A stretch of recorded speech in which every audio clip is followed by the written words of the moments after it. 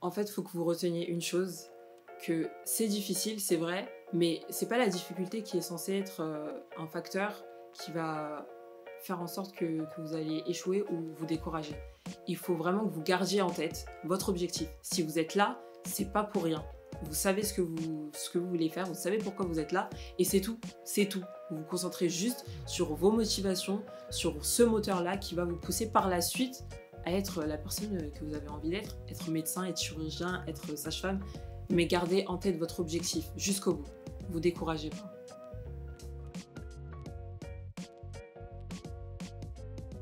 Très bien. Donc du coup, je m'appelle Maëlle, j'ai 21 ans. Il y a 2 ans, j'ai fait une PACES à Sorbonne Université. Je ne l'ai pas eu, mais je me suis réorientée en sociologie. J'ai fait une passerelle, l'Alter PACES. J'ai eu ce concours et voilà maintenant en 2e année de médecine. Donc du coup, l'Alter PACES, ça fonctionne par semestre. Donc chaque semestre, on a 2 yeux à valider, en plus de sa licence. Dans ma fac, c'était la physio et l'anatomie au S1. Et au S2, c'était sur le médicament et C2SU, enfin c'était l'anatomie des organes génitaux chez la femme. Et il fallait valider ces matières-là. Il y a très peu de différence entre l'Alter PACES et la LAS. En LAS et en Alter PACES, en fait, on a 2 yeux à passer chaque semestre et on doit les valider en plus de sa licence. Ces yeux à valider représentent la mineure, tandis que les yeux de la licence représentent la majeure. C'est l'inverse de la PAS en fait. Je me suis sentie extrêmement mal après l'échec de ma PACES. J'avais essayé de tout donner. J'avais tout donné, mais malheureusement, j'avais pas forcément eu la bonne méthode. Le bon environnement et le mélange des deux, ça a conduit à mon échec. Donc j'ai été extrêmement découragée jusqu'à l'Alter PACES en fait. Bon, maintenant j'ai réussi le concours, etc. Mais voilà. Ma méthode de travail en Alter PACES, ça a été de faire des fiches en fait, tout simplement. Je trouvais que les cours étaient si denses et si longs à apprendre qu'il fallait pour moi que je les synthétise. Donc c'est vrai que beaucoup de personnes disent qu'il y a tellement de détails à saisir et tout, que faire des fiches, ça fait qu'on va forcément perdre des informations, mais ça n'a pas du tout été mon cas vu que j'ai eu mon année. Je synthétisais mes cours, ce qui me permettait de pouvoir les revoir plusieurs fois et plus rapidement, et c'est ce qui a fait que j'ai réussi mon concours. Donc ça a été assez long, je le reconnais, pour trouver ma méthode de travail, parce qu'au début, je faisais un peu la même erreur que j'avais faite en PACES, c'était que je tatillonnais en fait à droite à gauche avec différentes méthodes, en essayant de m'approprier des méthodes qui ne m'étaient pas forcément adaptées, comme la méthode DJ. J'ai essayé de la suivre pendant 1 mois et au bout d'1 mois, j'ai vite compris que ça ne servait à rien, que j'y arrivais pas du tout.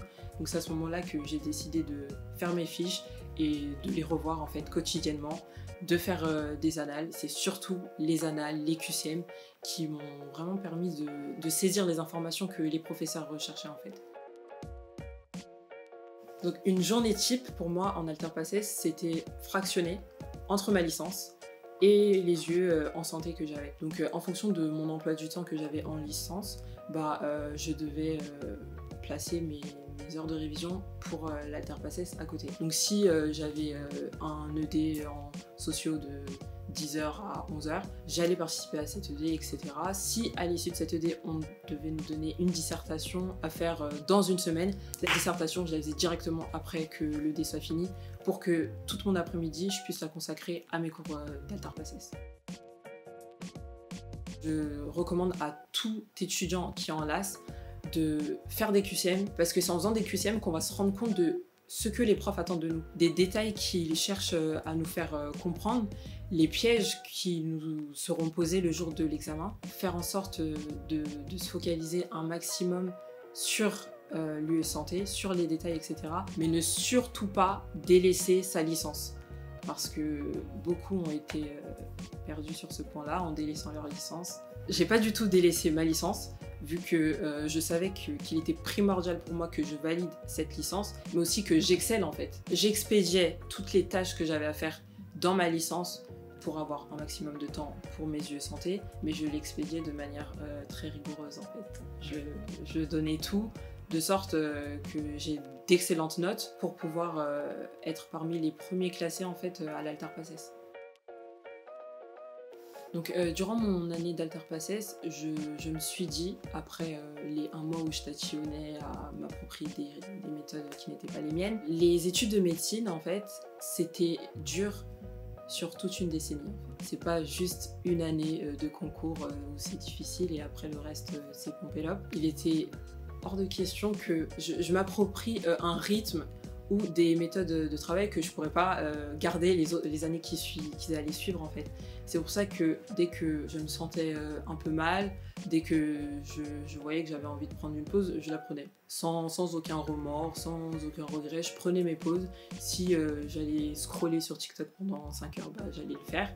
Mais je savais que ça allait retomber sur moi en fait. C'était une question de conscience. Enfin, c'est mon année, c'est mon choix, c'est moi qui ai pris la décision de passer ce concours-là. Si j'ai envie de prendre une pause pour me reposer, ok, je le fais, mais il faut pas que ça impacte sur ma réussite. Donc si je prenais des pauses, c'était pour mon bien-être, mais pas juste parce que j'avais la flemme de réviser, quoi. Alors, un conseil que je donnerais pour tout étudiant qui aura la chance d'être sélectionné à l'oral, c'est de bien préparer cet oral. Parce que malheureusement, il y en a plein qui ont eu la mauvaise idée d'y aller en freestyle, sans rien préparer. Ça leur a coûté un peu cher. Du coup, bien préparer son oral, que ce soit auprès de ses proches, de ses amis, de ses professeurs, s'ils veulent bien être à l'écoute de vos oraux. Mais bien préparer son oral, bien humaniser aussi son oral. Je trouve que c'est assez important. Beaucoup misent tout sur la motivation. C'est bien, mais tout le monde est motivé en fait. Beaucoup ont décidé de faire une pause d'1 à 2 années avant de pouvoir reprendre leur cursus médical.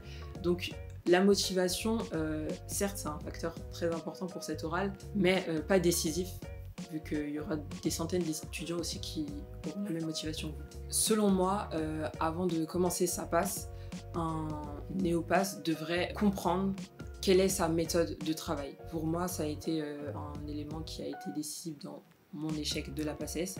Et je sais que si j'avais eu en amont de meilleures méthodes de travail, une rigueur que certains étudiants avaient déjà acquise en terminale, durant leur cursus au lycée, etc., j'aurais sûrement réussi mieux mon année de PACES.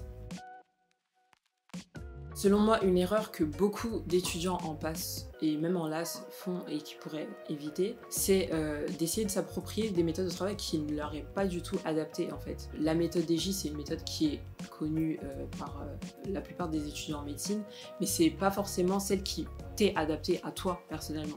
Donc si tu te rends compte qu'il y a une méthode qui ne t'est pas adaptée, ça ne sert à rien de rester sur cette méthode, soi-disant parce que d'autres ont réussi de cette façon.